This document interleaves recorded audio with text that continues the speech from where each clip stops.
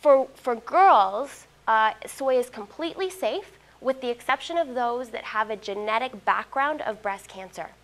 We see a link between soy and estrogen-based breast cancer, which is genetic. And so for individuals who do have that in their background, they need to be very, very careful about their food choices. There's a lot of research that's been done about soy and breast cancer, as well as soy and the development of young boys. And the reality is we don't have enough research for us to say we have solid evidence or this or that. We see trends.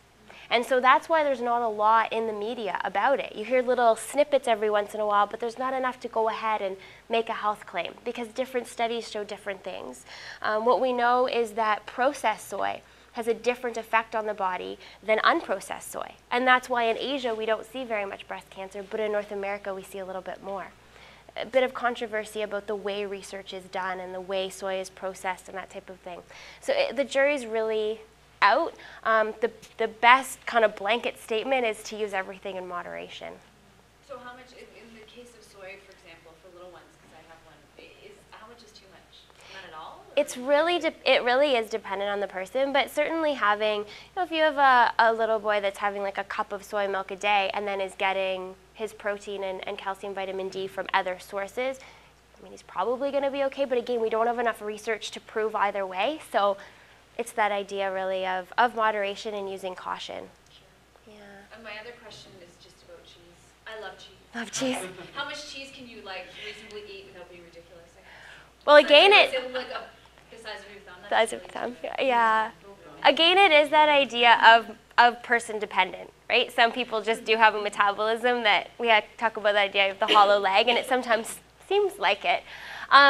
Two concepts to think about in terms of my answer around cheese.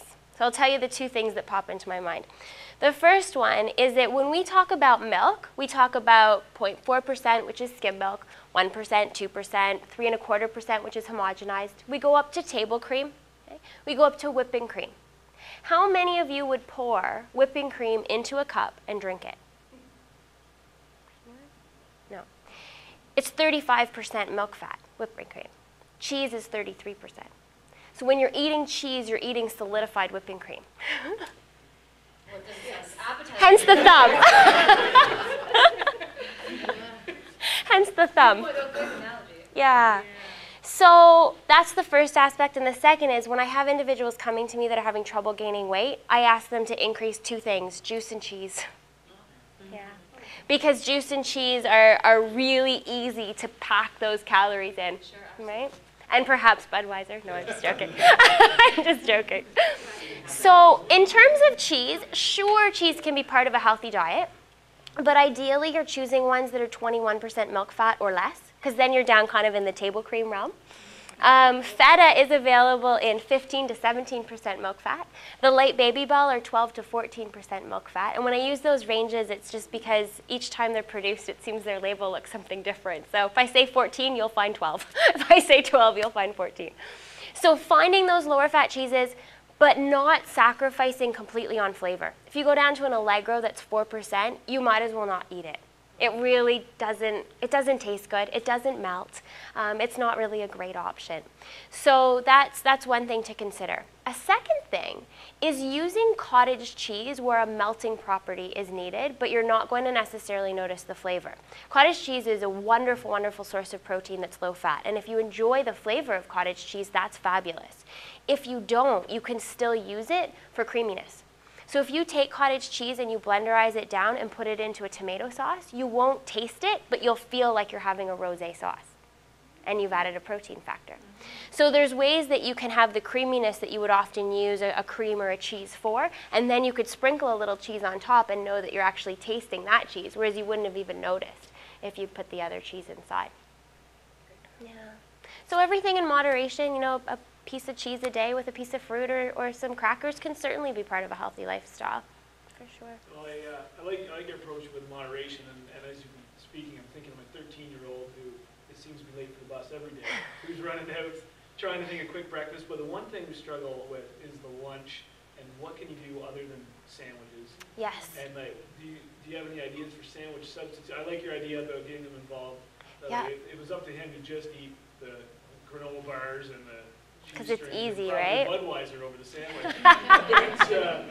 But so like sandwich substitutes, or when you do have sandwiches, what type of sandwich meat would you recommend?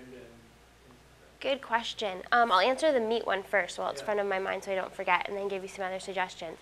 Luncheon meat is a very scary substance. It has a lot of what we call nitrates in it, and nitrates have actually been proven to cause cancer.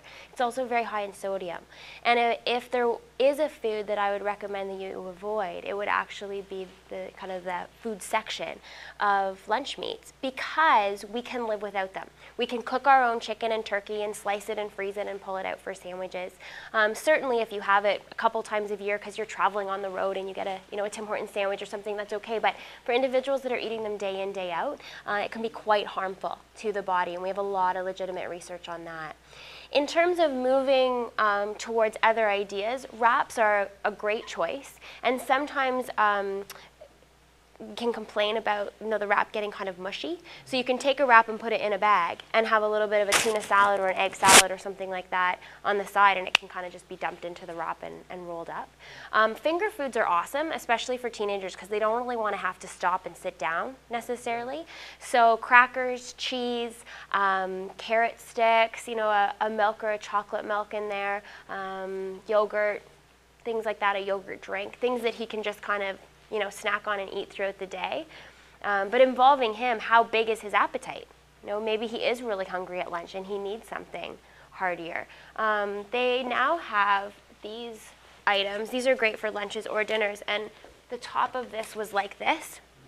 So you snap it off and you put the plastic lid back on and you stick it in the microwave. And sure, it's not the same as a homemade meal, but it's a lot better than stopping at a fast food restaurant. So again, it's that idea of moderation and finding the best thing possible. I like your kindling analogy, because I guess it's the dated approach. I always think you can't just have all the finger foods, but when you put it like that, things that you include. Yeah. My son discovered when he was 12 hummus and pitas. Yeah. Yeah. So It's a great one. I won't probably forgotten, but he does it all the way. Just love it. Just rip off the pitas, dump it in the It really is a great choice. And if you can, if your child doesn't mind the flavor, mix a little cottage cheese into the hummus. Keeps a similar texture, but gives a little extra protein in there. With pita and some carrot sticks. I do a lot of counseling with university students, and I'll often encourage them to buy vegetables that they don't have to do something with, because otherwise they just sit in the crisper and go bad. So the baby tomatoes, the sliced mushrooms, the snap peas, the baby carrots, ones that you can just grab and go. Maybe a box of spinach that you can just throw that into a wrap or onto a plate when you're on the go. Just finding things that kids will eat. It can be a challenge, and if they have to sit down and eat it, there's less likelihood that they will.